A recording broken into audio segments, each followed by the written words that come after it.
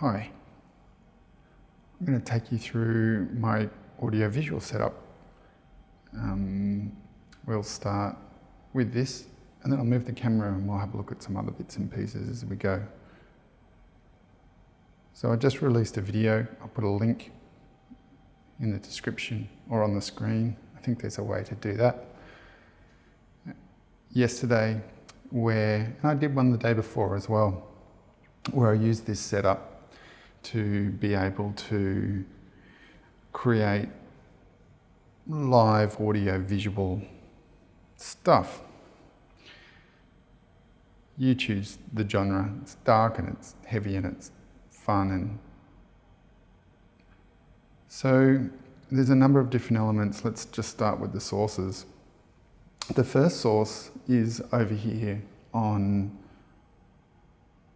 this little stand, and there's two elements. This here is a video microscope. It spits out HD, so it's got a mini HDMI to large HDMI. That's going out and running into the Entropy and Sons fractal hardware, video synthesizer weirdness thing that we'll talk about in a second. And then the other element that's sitting here is an old Epson document reader.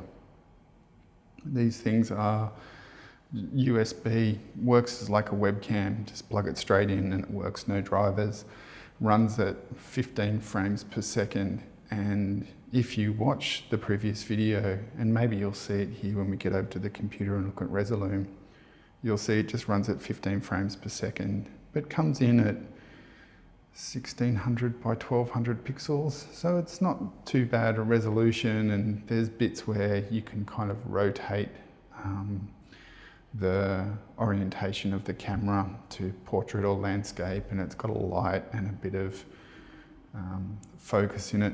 These things were kind of packaged up for schools and universities, and you can find them on the internet for pretty cheap, and it's just a fun source if you're happy for it to run at a lower frame rate.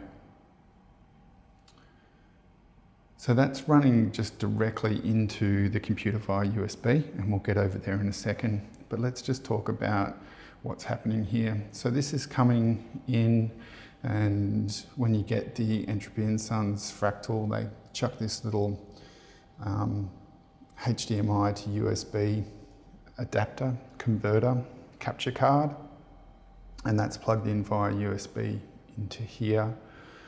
The Fractal and Sons is really deep. You can layer up a range of different settings inside each of the different instruments that it has.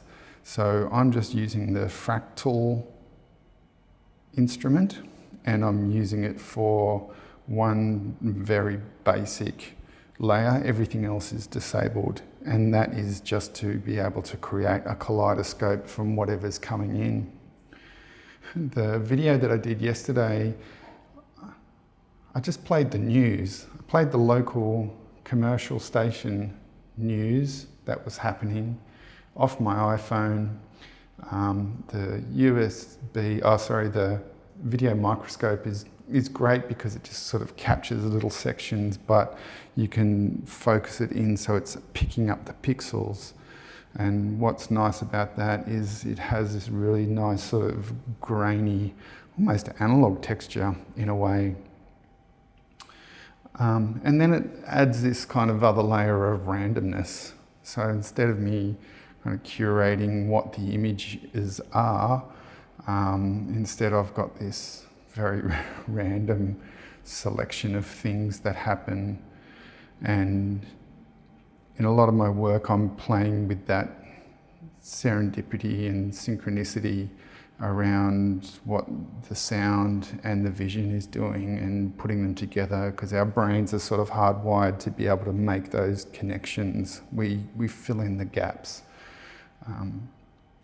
So yes, this is coming into the Entropy and Sons, and I just have a basic kaleidoscope happening.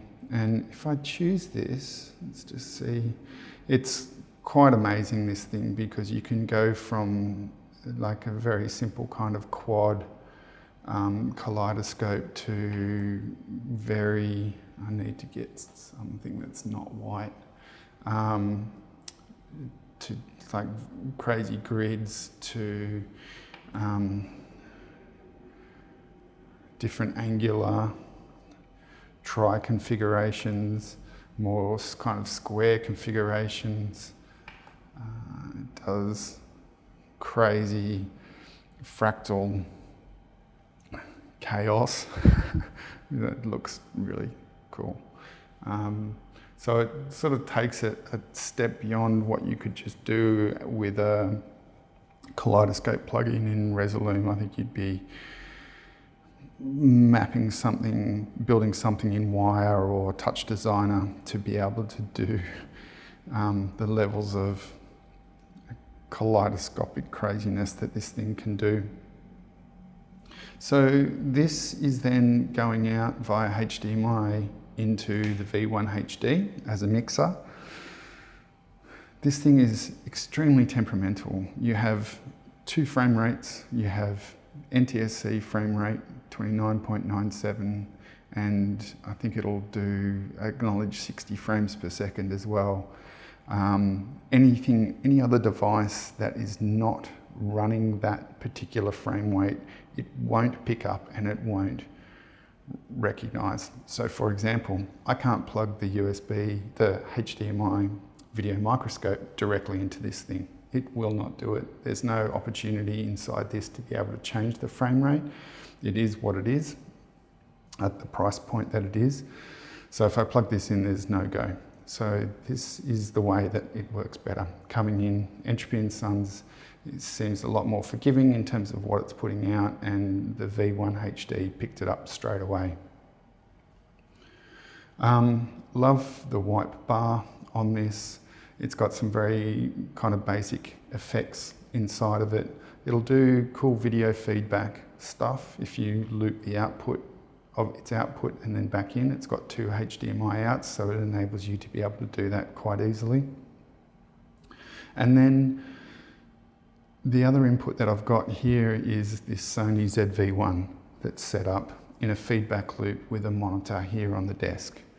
So the monitor is getting a split feed that's coming out from the V1HD, and then the Z1 is coming back in to here to be able to create a feedback loop for us.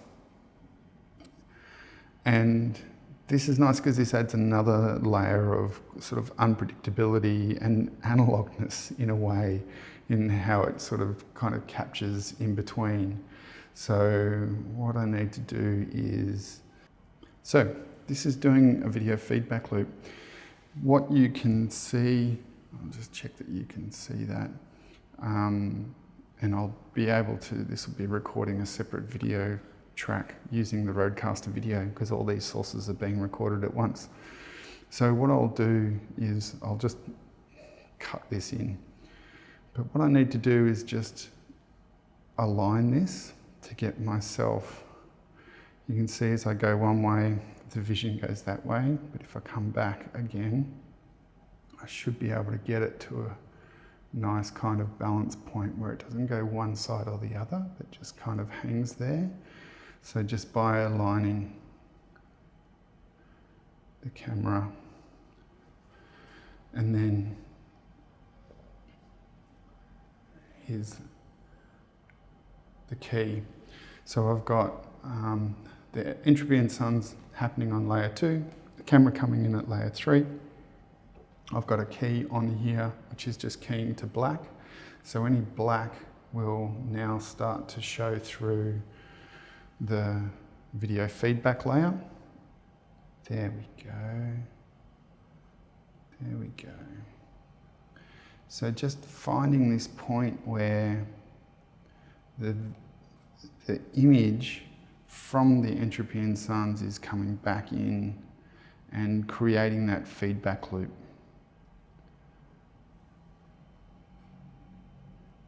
And just mixing between tweaking the the level of key and the mix between the two sources. So you can kind of find this really happy midpoint.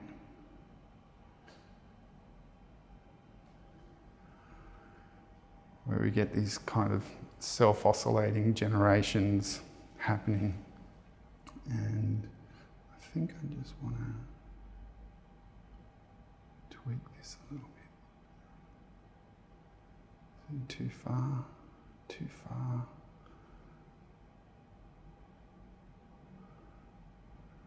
Finding that point where it kind of zooms out.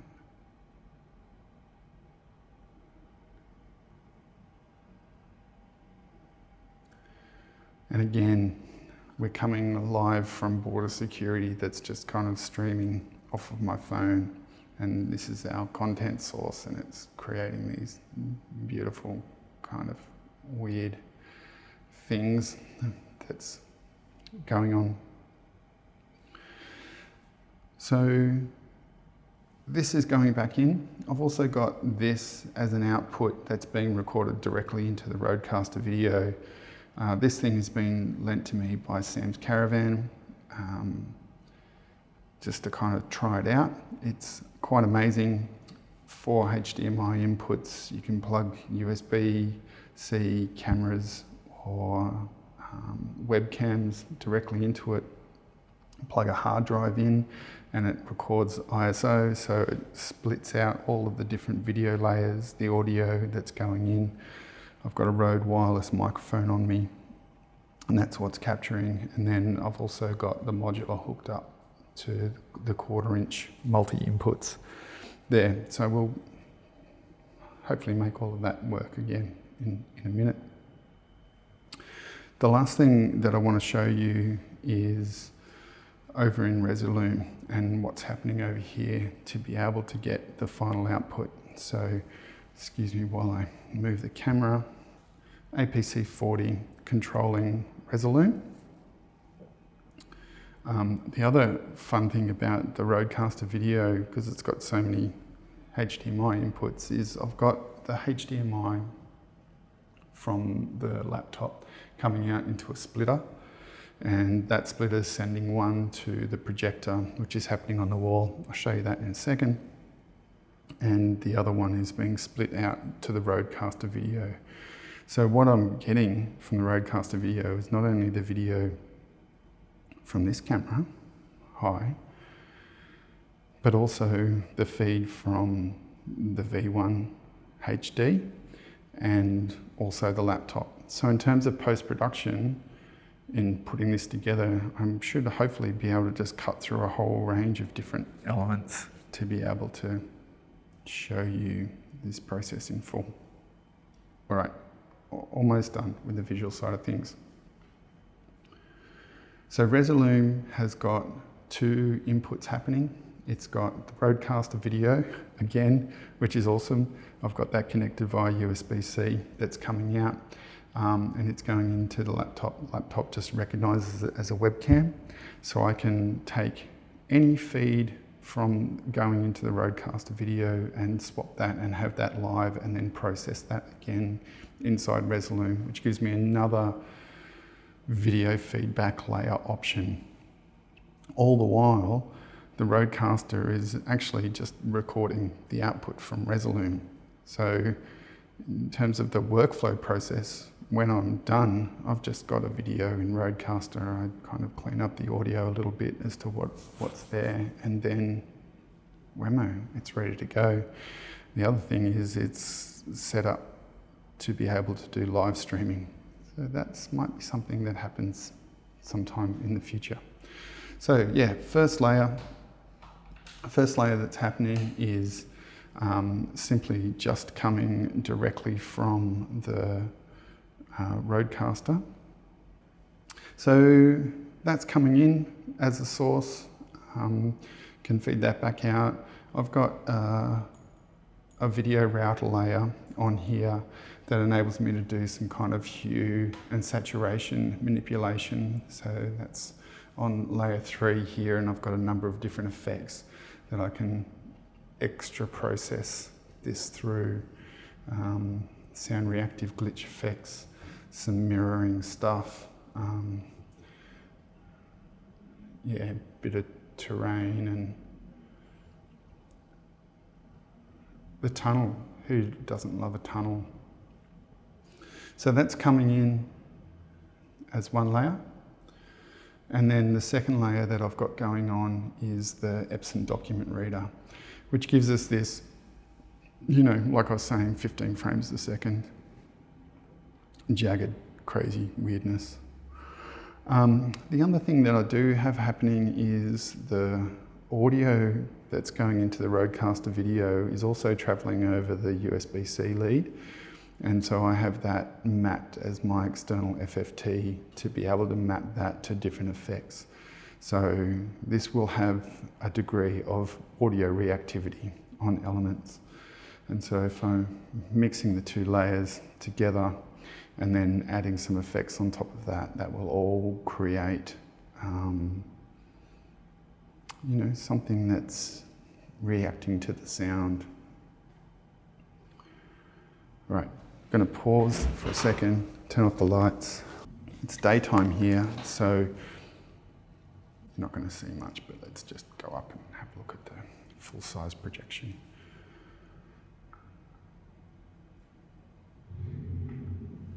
And that's the visual side of things. Let's wrap it there, and then I'll do another one with an audio breakdown. Thanks for watching. Is this where you say like and subscribe? Share. Leave a comment below. How are you using audio visual tools to create things that you create? Is there anything else that you want to know a little bit more about? If you want kind of any questions, if you have any questions about any of this, put them in the comments. Thanks. Till next time.